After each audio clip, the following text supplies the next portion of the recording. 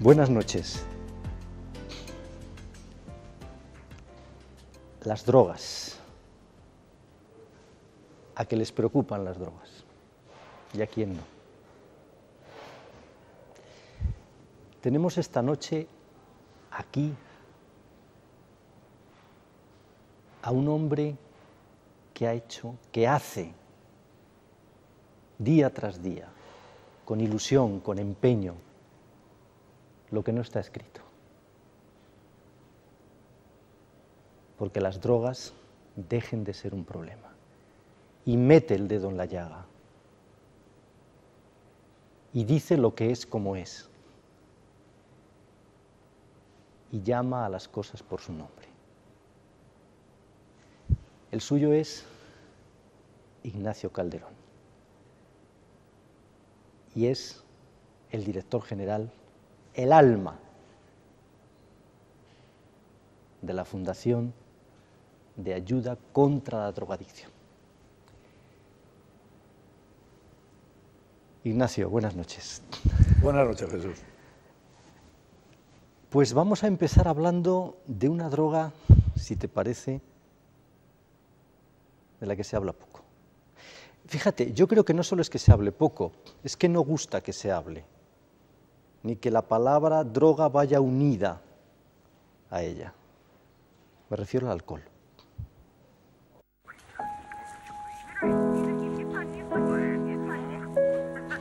Hola. ¿Qué haces? Por una peli.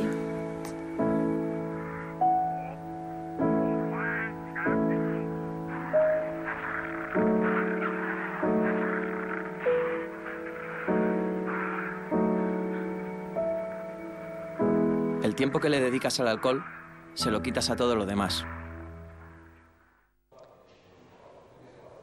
¿Es o no es verdad que casi un 40%, cerca de un 40% de nuestros adolescentes reconocen haberse emborrachado con frecuencia? Es verdad, y es verdad lo que dices. En este país ha habido un debate importante, tan importante como estéril, entre droga no droga, por razones de cómo aparecieron en España las drogas y por lo tanto la dificultad enorme de que las drogas pudieran, digamos, absorber un fenómeno como el alcohol, que es una sustancia absolutamente integrada en la cultura, que es familiar, que está en todas nuestras casas, que lo utilizamos en las celebraciones de los cumpleaños de los padres, de las abuelas. Por lo tanto, ¿cómo va a ser eso igual que la heroína, que es la que acuñó el estereotipo de lo que eran las drogas en los años 80 en este país? Y posiblemente por eso, durante mucho tiempo, ha habido un silencio importante alrededor de los problemas del alcohol. Nosotros en la FAD, desde hace 2 años, ya hemos estado muy activos en presentar a la sociedad nuestra preocupación y la propuesta de reflexión, pero tengo que reconocer que seguramente ha habido mucho tiempo perdido porque el alcohol, llámesele como se llame, porque el nombre en este caso no hace al problema, sino lo importante son los problemas, pues ha habido esa posición en la que hoy yo creo que se ha conseguido una preocupación, una reflexión y yo espero que un cierto intento de poner un poco más las cosas en sus sitios con este tema, ¿no? Poner las cosas en su sitio, dice Ignacio Calderón. Pues hay que ver la cantidad de cosas que habéis hecho para poner las cosas en su sitio. Casi 40 campañas y hay algunas que son como muy impactantes. Vean esta, por ejemplo, vean esta.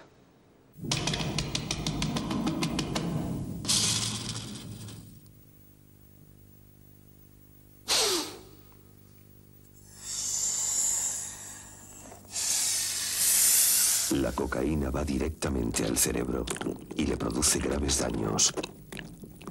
Desde el primer momento, desde la primera línea.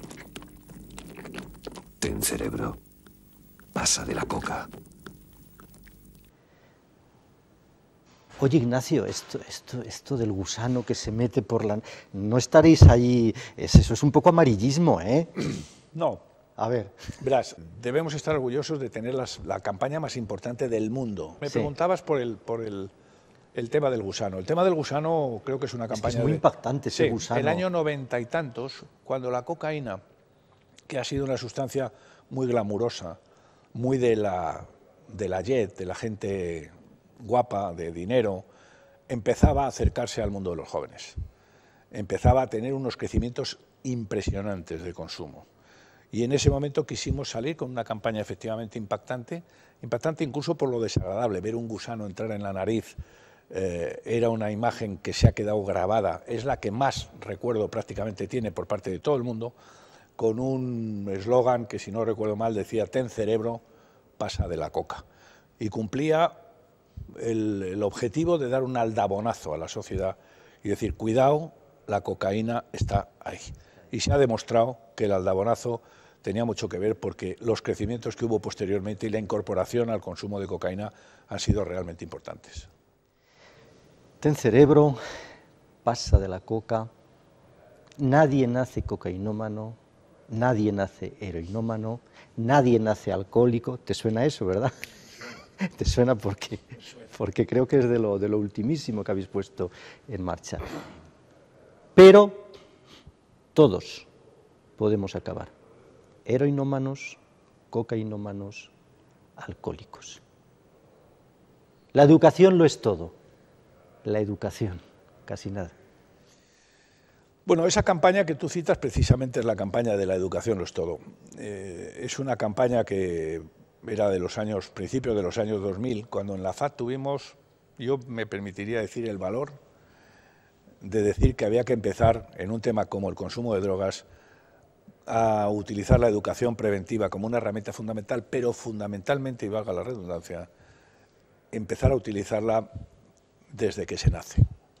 Hicimos una campaña que me creó a mí personalmente unos problemas enormes, siempre he dicho en plan de broma que casi me meten en la cárcel, porque creó otro impacto enorme, que fue el ver a niños en un esquema de consumo de drogas, en el que el spot es el que tú señalabas hace un momento, de una profesora en una guardería que decía a los niños y niñas que estaban a gatas prácticamente: vamos a jugar a un juego, los alcohólicos poneros a la derecha, los cocainómanos a la izquierda y los pastilleros en el medio. Mira, mira cómo baila el conejo, Picaflor sentadito se quedó. Hoy vamos a hacer un juego muy divertido y nos vamos a dividir en 3 grupos. Los alcohólicos allí, los cocainómanos allí y los pastilleros a mi lado. Ya vosotros para acá y vosotros de pie, vengan. Vale. Nadie nace alcohólico, ni pastillero, ni cocainómano, pero puede llegar a serlo. La educación lo es todo. Y el eslogan, que prácticamente el impacto fue tan grande que la gente no escuchó el mensaje, porque el mensaje decía: nadie nace ni alcohólico, ni cocainómano, ni pastillero, pero puede llegar a serlo. La educación lo es todo. Era un mensaje con el que pretendimos, y se ha conseguido, que la sociedad entendiera que el trabajo de educación hay que empezarlo a hacer desde el momento que se nace, que no se puede estar tratando de evitar un problema el día antes que tu hijo o tu hija con 15 años te dice que va a salir con sus amigos, y entonces llamas a la FAD y preguntas: oiga, estoy asustado, ¿qué puedo hacer? No vaya a ser que consuma algo. Yo siempre les he dicho: cuénteme qué ha hecho hasta ahora y le diré cómo va a ir el asunto. Y si no, procure rezar, porque todo lo que no haya construido en esa comunicación, en ese diálogo familiar tan importante, en esa educación en valores, que le permita a un chico o una chica con esas edades tan tempranas, que abre la puerta de casa y por primera vez sale de la tutela familiar, con lo que eso supone, se incorpora con el grupo de amigos, con lo que eso supone, tiene que tener las herramientas para manejar las situaciones y que las situaciones no le manejen a ellos. Oye, Ignacio, estoy convencido de que al otro lado de la cámara hay madres y hay padres y gente joven que se estará preguntando: bueno, sí, todo esto que dice este señor está muy bien, pero, a ver, ¿qué hacemos con el botellón? Por ejemplo, ¿qué hacemos para evitar que una chica, que un chico llegue a consumir droga? ¿Cómo se detecta eso? ¿Qué están haciendo bien los padres? ¿Qué no están haciendo bien? ¿Qué estamos haciendo mal como sociedad para que las drogas sigan estando allí? Y además, te voy a decir algo. Yo tengo a veces la impresión de que es como un problema que, bueno, que está allí y como que parece que hay que dejarlo estar. Efectivamente, yo creo que, mira, yo creo que nosotros, y cuando digo nosotros me refiero a las organizaciones que nos dedicamos a este tema y si queremos lo centramos más en la FAD, ha habido algo que no hemos sido capaces de hacer, que ha sido hacer entender de verdad el fondo del problema. Eso que me preguntas de qué tienen que hacer los padres, qué tiene que hacer la sociedad, nosotros lo hemos dicho muchas veces, el problema de drogas es un problema que está enormemente vinculado al contexto social, a los estilos de vida. Por eso hemos hablado siempre de la educación en valores, de los valores como un elemento fundamental. Una sociedad permisiva, estimulante de la intensidad, del tú puedes, tienes derecho, hazlo, diviértete al máximo, estás aquí para pasarlo bien, es una sociedad que educa, toda la sociedad en su conjunto, los medios, los anuncios, las familias, hacia ese tipo de comportamiento que los jóvenes toman porque encima son jóvenes. Y eso ha pasado durante un tiempo importante, que es el que ha llevado a la aparición del botellón. Yo siempre he dicho que los valores sociales para mí más preocupantes que se han instalado en la sociedad que estamos en este momento dejando atrás, porque yo creo que estamos entrando en una nueva era, han sido el individualismo y la inmediatez. Se ha instalado la idea de que el tú, el yo, es lo único importante. Y además el yo y ahora mismo, todo lo que no sea en este momento no merece la pena. Esto del esfuerzo, el aplazamiento de la recompensa, el hacer algo por el futuro, ¿no? Vive ahora y además disfrútalo todo lo que puedas tú y todo lo que hagas para eso estará bien. Eso para las drogas es una maravilla, porque es un caldo de cultivo en el que se mueven con una facilidad enorme. Por lo tanto, los padres lo han tenido difícil porque la sociedad no se lo ha puesto nada fácil, porque ellos no tenían conocimientos de cómo había que hacer el tema, y en tercer lugar porque de alguna manera tenían esa especie de percepción social satánica que digo, que les llevaba a pensar que todo eso ha pasado con el alcohol, que yo critico mucho, las series de televisión, las intervenciones en programas, cuando un padre cuenta, pues mi hijo vino anoche, se le ha ido la mano y ha venido con un pedal que no podía ni abrir la puerta y todo el mundo se ríe. Y yo digo, ¿pero de qué se ríen? Este chico ha tenido unos riesgos enormes de accidentes, de violencias, de problemas, y los está corriendo, por lo tanto no tiene gracia. No digo que nos pongamos en plan fundamentalista, pero evidentemente habría que decir, oye, pues ha venido como si viene con un coma etílico, pero ¿de qué me estás hablando? Que un coma etílico es muy importante, es que hay muchos comas etílicos, los hospitales, en los datos que nosotros tenemos en urgencias, recogen a mucha gente joven con comas etílicos los fines de semana. No es una broma. Bueno, todo eso junto es el que ha hecho que las familias, yo creo que hayan hecho lo que hayan podido, y nosotros ahí la FAD hemos intentado ayudarles.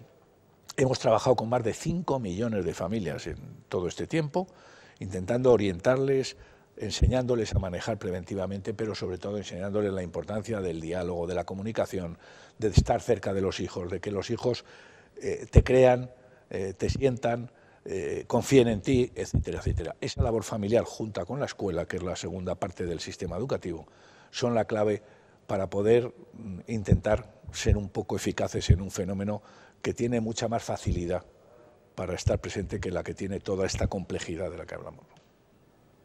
Oye, y el deporte es fundamental en todo esto, ¿no? Eso tú lo tienes que saber bien, que eres un deportista.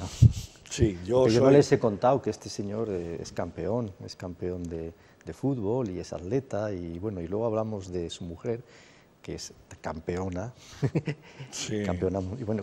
Y de su hijo, que es campeón mundial, y de sus hijas, que están también en un equipo de baloncesto nacional. El deporte es importante, ¿verdad? El deporte es fundamental. Primero porque es una ocupación, porque transmite unos valores. Cuando hablo del deporte, hablo de determinados deportes, ¿eh? Es decir, hay otras cosas, el show business, esa es otra historia, pero el deporte como tal, que llega a ser parte tuya, en la que te lleva a esforzarte, a jugar en equipo, si son equipos, deportes de equipo, a intentar ayudar, a que te ayuden, a un camino, digamos, muy paralelo a todo este mundo que estamos diciendo de los fines de semana. Nosotros hemos recomendado siempre el deporte como uno de los elementos alternativos, porque yo, además, personalmente defiendo que estos consumos que hoy se ven entre la gente joven son fruto mucho de la rutina, de los hábitos.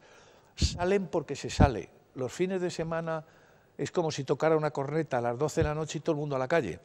Y entonces todo el mundo joven se mueve ahí, porque están acostumbrados a eso.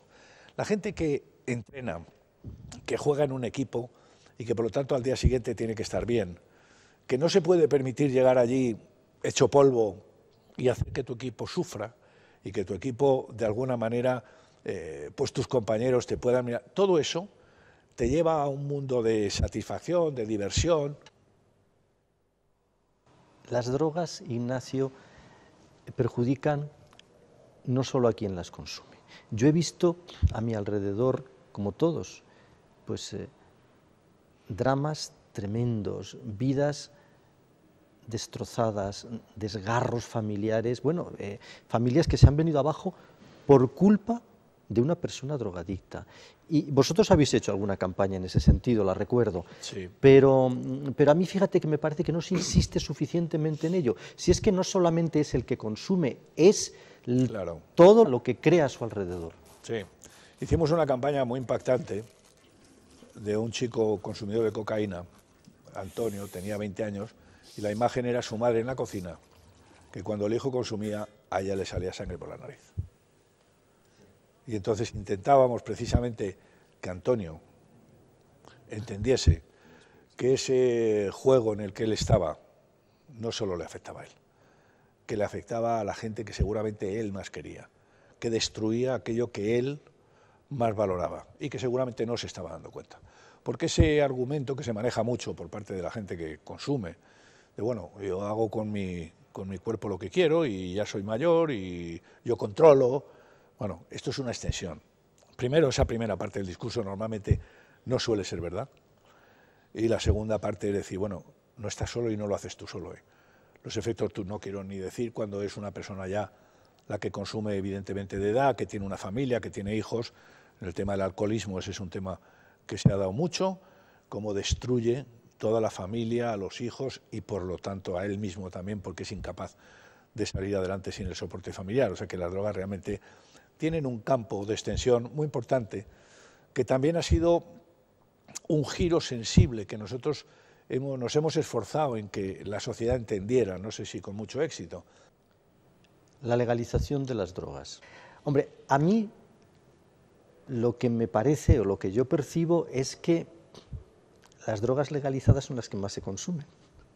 Por ejemplo, el alcohol.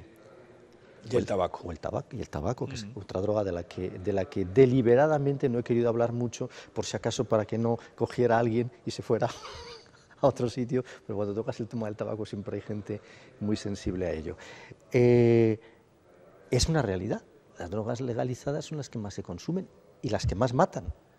Entonces, claro, yo pienso a veces, bueno, si se legalizaran todas, es verdad que acabaríamos probablemente con mafias y con muchos de los problemas que tenemos en torno a los clanes y a quienes la venden, pero probablemente se consumiría más, no lo sé, yo te lo planteo todo y tú di lo que piensas, que eres el que conoce mejor. Vamos a ver, es un tema importante, muy importante y enormemente complejo, muy complicada la respuesta. Seguramente si yo tuviera que opinar yo diría, hombre, quizá el inmovilismo no ha conducido a mucho, la prohibición extrema, si vemos resultados de incrementos de consumo y de circunstancias no deseadas alrededor, pues no ha sido eso, lo dicen los latinoamericanos, los mexicanos que tienen 50.000 muertos por problemas, que también habría que diferenciar, una cosa es el narcotráfico y otra cosa es el consumo, y mucho más el consumo ocasional o esporádico.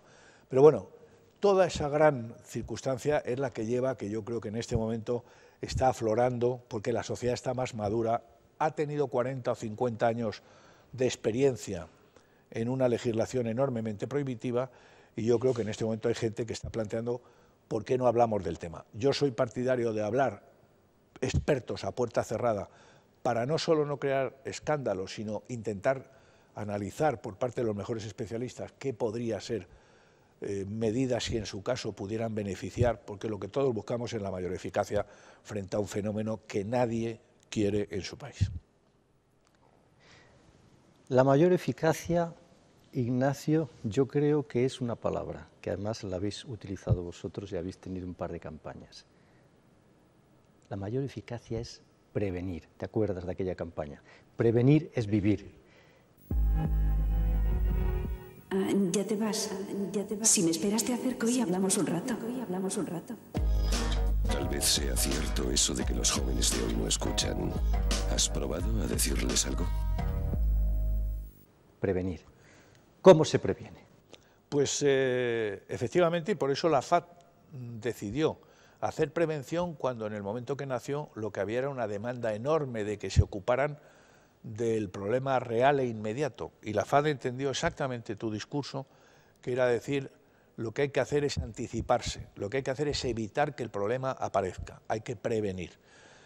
¿Cómo se hace prevención? La herramienta fundamental de la prevención es la educación, es esa educación en valores, aparte de otra serie de estrategias. Cuando tú, y vuelvo a lo que he comentado hace un momento, le das a tus hijos esas capacidades personales de manejo y de decisión, y un carácter para aguantar la presión del grupo, para tener una cierta personalidad, le estás dando la mejor herencia que le puedes dar para este tema y para otros muchos. Ser anticipativos, prevenir.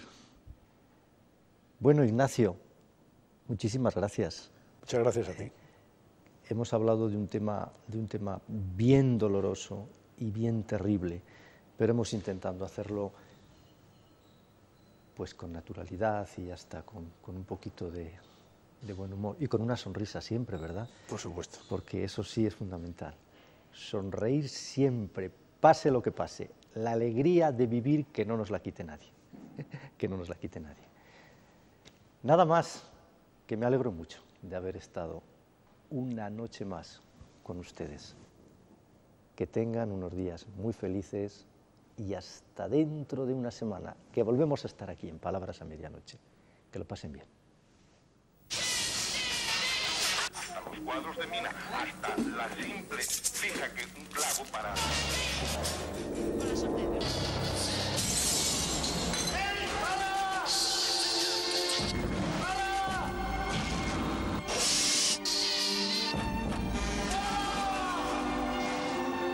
Llevamos 10 años intentando ayudar a que muchas personas salven su vida.